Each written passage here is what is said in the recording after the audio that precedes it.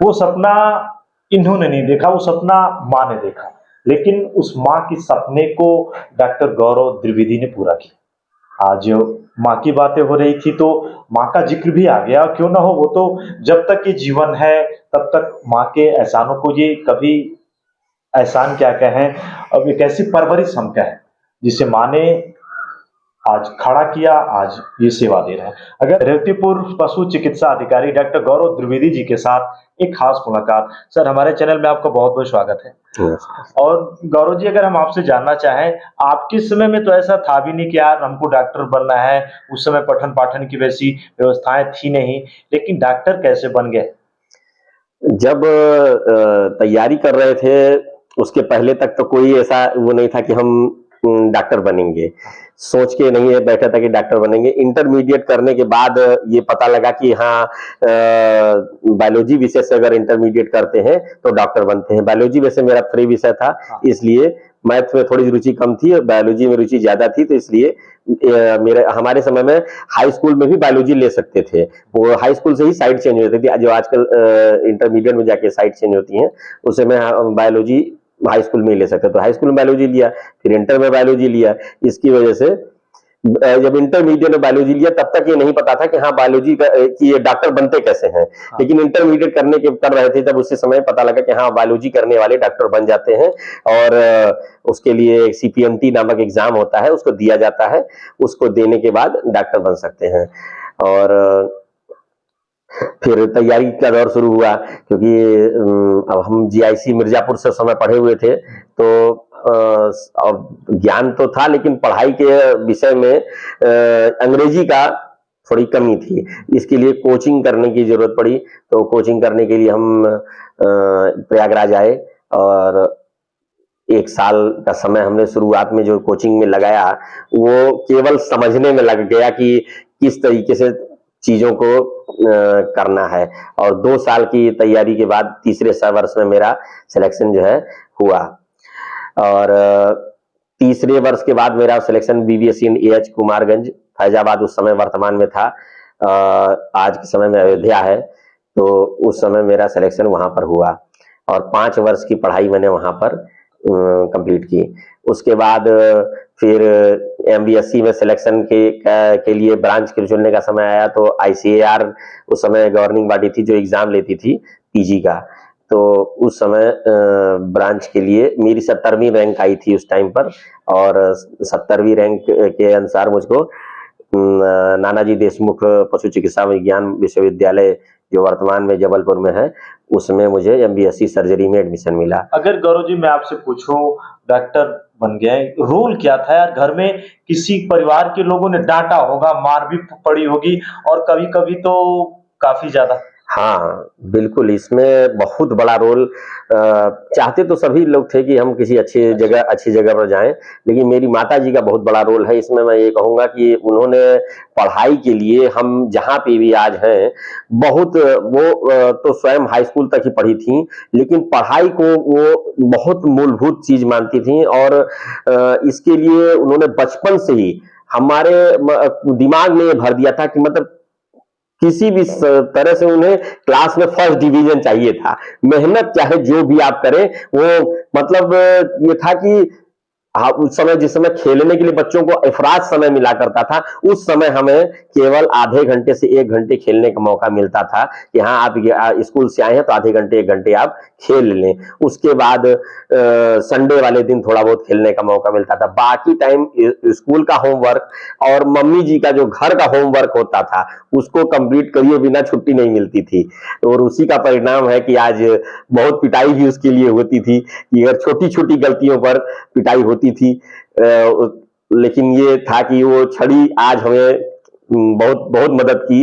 वो मार आज हमारे लिए एक तरीके से वरदान साबित हुई है कि आज हम जिस समय आज आपके सामने जो हम बैठे हुए हैं, एक डॉक्टर के रूप में आप मेरा इंटरव्यू ले रहे हैं, तो ये बहुत बड़ा रोल है मेरी माताजी का इसमें। माँ का रोल काफी अहम है। कभी सोचते होंगे घर में जब सब कुछ आज आपके पास है जी, भगवान का दिया सब कुछ है जो कि माँ की ही देन है जी, और कभी बैठ के कि यार अगर माँ ने वो डांट फटकार ना लगाई होती तो मैं आज जी, जी, जी, बहुत बिल्कुल ज़रूर सोचता हूँ आज। आज क्या मैं ये हमेशा इस चीज़ का ऋणी हूँ उनका। पिताजी भी मेरे बहुत चाहते थे कि हम अच्छे पद पे जाएँ और उनकी ये इच्छा थी। डॉक्टर भी चाहते थे वो बनाने के लिए। मेडिकल की भी तैयारी तैयारी तो एक्चुअली उसमें सीपीएमटी ही एग्ज़ाम हुआ करता था। तो हम लोग मेडिकल की ही तैयारी किया करते थे। मेरा बीडीएस में डेंटल में मेरा एडमिशन हुआ था केजीएमसी डेंटल कॉलेज में। उसके बाद मेरा डेंटल के में एडमिशन के बाद मेरा आयुर्वेदिक में भी एडमिशन हुआ, लेकिन जब इसमें बीएससी एंड एएच में एडमिशन हुआ तो परिवार वालों ने कहा कि हाँ नहीं, अब ले लो एडमिशन। 2 साल के पहले साल में ही मेरा एडमिशन आयुर्वेदिक में हो गया था। और जिस साल हमारा बीबीएससी में हुआ है उसी साल मुझे डेंटल भी मिल रहा था। तो लेकिन मन में ये था कि क्या हम केवल दांतों के डॉक्टर बनेंगे। मतलब दिमाग में वो चीज थी कि अभी परिवेश का वो अंतर होता है कि आजकल जो अच्छे शहरों में जो बच्चे पढ़ रहे हैं डेंटल का बहुत बड़ा क्रेज है। आज अच्छा क्रेज हो गया है, लेकिन उस समय हमको ये लगता था कि क्या हम केवल दांतों के डॉक्टर बनेंगे, मतलब हम कुछ और नहीं देखेंगे। लेकिन ये ब्रांच जब बीबीएससी एंड थी इसमें बहुत बड़ी वाइड फील्ड थी, बहुत वाइड फील्ड है इसमें। इसमें आप एक छोटे से बछड़े से लेकर के शेर तक का इलाज, ये दिमाग में था कि मतलब हम हर पशु का इलाज हम कर सकते हैं, करना है, और बहुत बड़ा हमारे लिए फील्ड है। तो एक चैलेंजिंग फील्ड भी थी, तो इसलिए अच्छा लगा कि हाँ इसमें चला जाए, और एडमिशन ले लिया बीबीएससी एंड कुमारगंज में। उसके बाद बीबीएससी एंड कंप्लीट किया अच्छी रैंक के साथ। बीबीएससी एंड वहाँ से भी कंप्लीट हुआ फर्स्ट डिवीजन के साथ। उसके बाद एमबीएससी एंड के लिए अप्लाई करना था, अप्लाई किया, एसीआर ने एग्जाम लिया और वहाँ भी हो गया, सिलेक्शन हो गया। एक सपना देखा, वो सपना इन्होंने नहीं देखा, वो सपना माँ ने देखा, लेकिन उस माँ के सपने को डॉक्टर गौरव द्विवेदी ने पूरा किया। आज माँ की बातें हो रही थी तो माँ का जिक्र भी आ गया, क्यों ना हो, वो तो जब तक ये जीवन है तब तक माँ के एहसानों को ये कभी एहसान क्या कहें, अब एक ऐसी परवरिश हम कहें जिसे माँ ने आज खड़ा किया, आज ये सेवा दे रहे हैं। अगर मैं गौरव जी आपसे जानूं तो आज शायद आपको 4 जगह के चार्ज भी मिले हैं। मैं चाहूंगा गाजीपुर जिले में जो लोग देख रहे हैं, मैं चाहूंगा उन्हें आप अवगत कराएं कौन कौन सी जगह के आपको चार्ज। राजकीय पशु चिकित्सालय ताड़ीघाट, राजकीय पशु चिकित्सालय में चकमेदी नंबर 2 और राजकीय पशु चिकित्सालय जमनिया मेरे अतिरिक्त प्रभार में है, और रेवतीपुर तो हाई है, मेरा ऑन ड्यूटी चार्ज है। अगर हम कहें कि मैं जब से बैठा हूं लोग आपके पास आ रहे हैं, बहुत सारे इलाज जो भी पशु हैं उनके बारे में तो पूछ भी रहे हैं, कौन सी ऐसी बेसिक तौर पे अगर मैं जानूं छोटी छोटी अगर ऐसी जरूरतें हैं जो कि लोग आते हैं कि यार मेरे पशु को ये हो गया है, यहाँ पे उपलब्ध है वो दवा। पशुओं के लिए यहाँ पर दवाएं के रूप में मेन जो दवा पशु को हमारे यहाँ जो मेन पशुधन है उसके लिए हम 4 अगर संयुक्त उपाय कर लें तो पशुधन की बीमारियों को हम 90% तक रोक सकते हैं। 4 संयुक्त उपाय में पहला उपाय है कि उसे समय पर डिवर्मिंग की दवा देना, जो हमारे यहाँ पर उपलब्ध है। डिवर्मर कीड़े की दवा, जिसको यहाँ पर लोकल बोलचाल की भाषा में कीड़े की दवा बोली जाती है। एक्टोपैरासाइट, इंडोपैरासाइट जो ऊपरी जो बाहरी कीड़े होते हैं उनके लिए भी, और जो पेट के अंदर के कीड़े होते हैं उनके लिए भी ये हमारे यहाँ मौजूद है, उपलब्ध है पशु चिकित्सालय परिसर में। और 5 रुपए की एक न्यूनतम लेवी है जो बड़े पशु के लिए है, और 2 रुपए बकरी के लिए है, ये इस पर उपलब्ध है। अगर मैं आपसे जानूं गौरव जी तो गर्भाधान संस्कार जो पशुओं के होते हैं, गाय या भैंस के, क्या यहाँ से वो सीमन वगैरह होते हैं? अगर कोई यहाँ पर आता है और वो कहता है कि नहीं हमारे यहाँ वो पशु है, तो क्या वो यहाँ पे ला सकता है? या फिर जो भी डॉक्टर है आपके पास उपलब्ध हो वहां जाते हैं?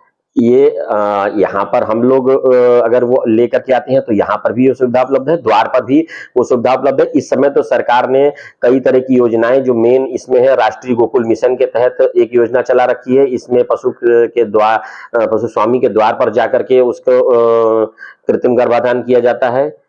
उसके उसके द्वार पर जाकर के कृत्रिम गर्भाधान करने की सुविधा है। और साथ ही साथ इस समय एक हमारे यहाँ बहुत अच्छी योजना चली है, सेक्स सार्टेड सीमेन, जो कि जिसमें कि बछिया के पैदा होने की संभावना 95% से भी अधिक है।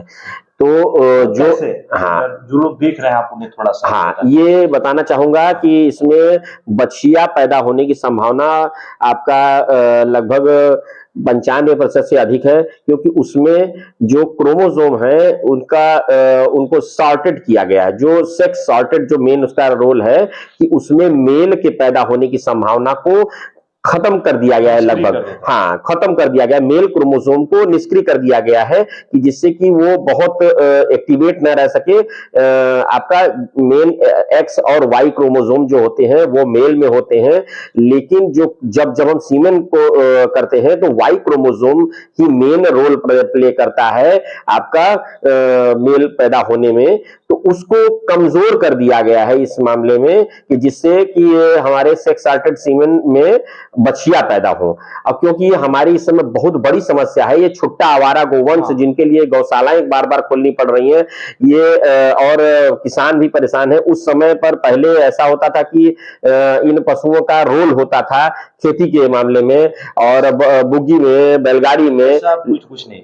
अब उनका रोल खत्म हो गया है। तो काफी बड़ी बात बताई गौरव जी ने, क्योंकि मुझे भी ये पता नहीं था। आज मैं पहली बार आया, गौरव जी ने मुझे बताया। जो भी लोग मुझे देख पा रहे हैं, मैं गांव में जब जाता हूं तो लोग यही कहते हैं, सुशील भाई ये बछड़ा है यार, इसका क्या करें, हम कहीं छोड़े कि क्या करें। तो आए आप यहाँ पर, गौरव जी जो भी लोग देख रहे हैं उसके बारे में थोड़ा पूरा विस्तार से आप बताएं।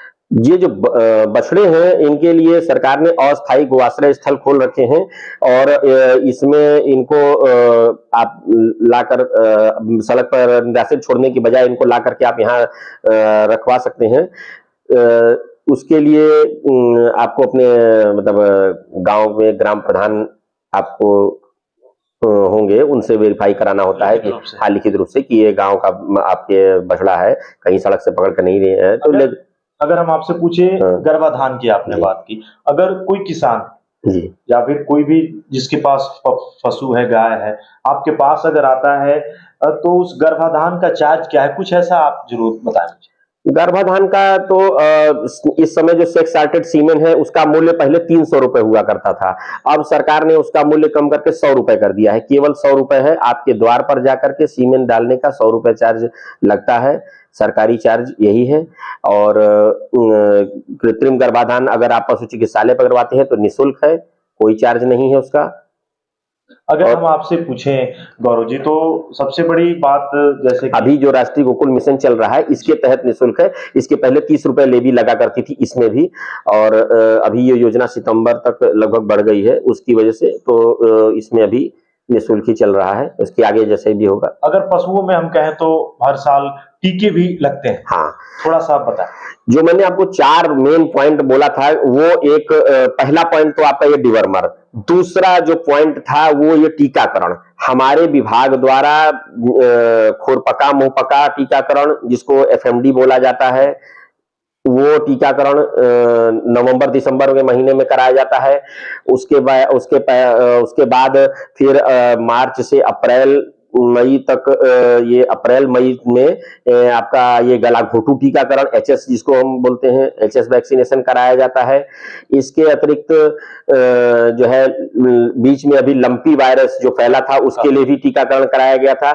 हम सभी किसान बंधुओं से आज ये अगर मेरी बातें लोगों तक पहुंचे तो मैं ये विनम्र अनुरोध करना चाहता हूं कि अपने पशुओं का टीकाकरण अवश्य कराएं।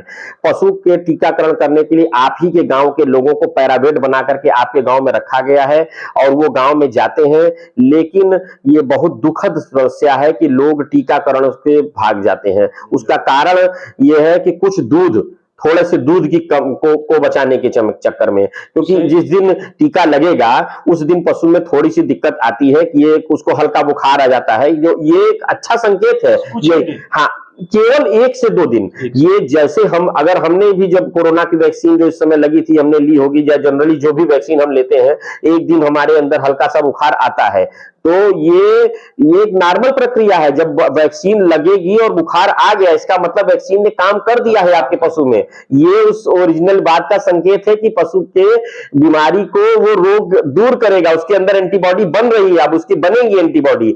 लेकिन हम इस चीज को न कि दूधिया, हाँ, वो 1 से 2 दिन थोड़ी कमी आती है। जैसे कमी वो उसकी वजह से नहीं आती है, जो पशु हल्का सा बुखार में आ जाता है उसकी वजह से वो असहज महसूस करता है, तो 1 लीटर से आधा लीटर से 1 लीटर की कमी आ सकती है।